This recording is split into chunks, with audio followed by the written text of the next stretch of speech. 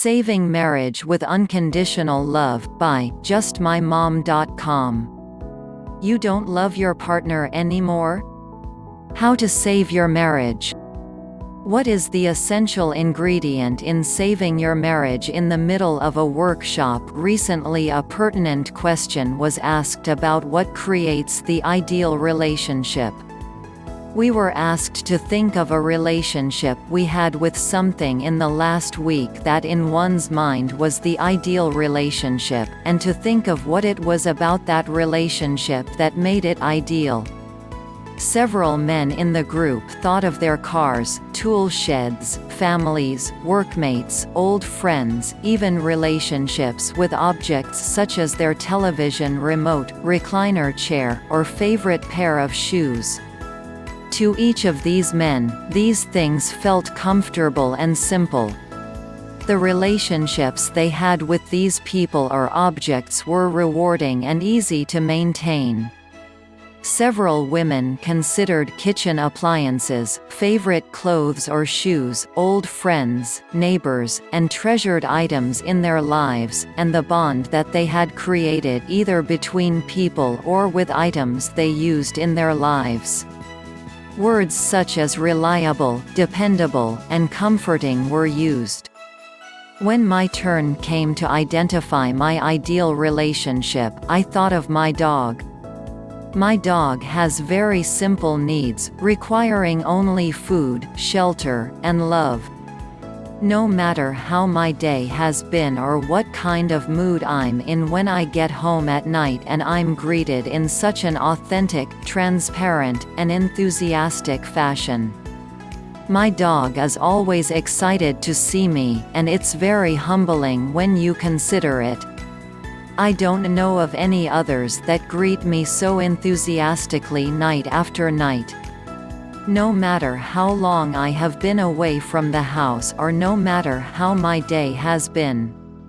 His needs are few, yet he gives so much. I call this unconditional love. So what is unconditional love? Unconditional love is the type of love that comes without conditions. Once the romantic love is gone, you make the transition to real love. Real love is love you have for your partner despite the knowledge that they are not perfect. You know by now your spouse has faults. Your spouse is not perfect. Your spouse makes mistakes sometimes, but that's okay. You still love them. You love your spouse because of those imperfections rather than despite them. This is unconditional love. The same thing applies to you, however, in looking at your partner's faults. You know you make mistakes sometimes, but that's okay. That's called self-acceptance, and you expect unconditional love to overcome the faults and imperfections that people have. So what do you get from this then?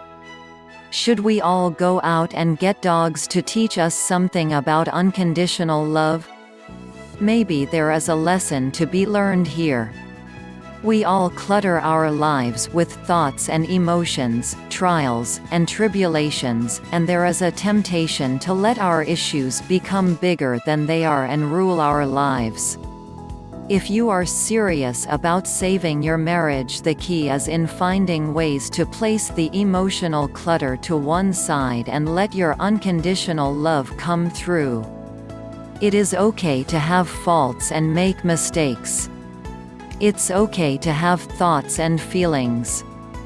But above all of this is the love you have for your spouse, the love you have for one another. And love will conquer them all. It is possible to not like your spouse or not like what they are doing and still love them. It's possible to not like where your life or your marriage is but still love your spouse. The love you have for your spouse and your marriage can remain constant. It's time to learn how to reconnect with your life purpose and learn to love unconditionally. Thanks for watching. Please like, share and subscribe my YouTube channel, Just My Mom. www.justmymom.com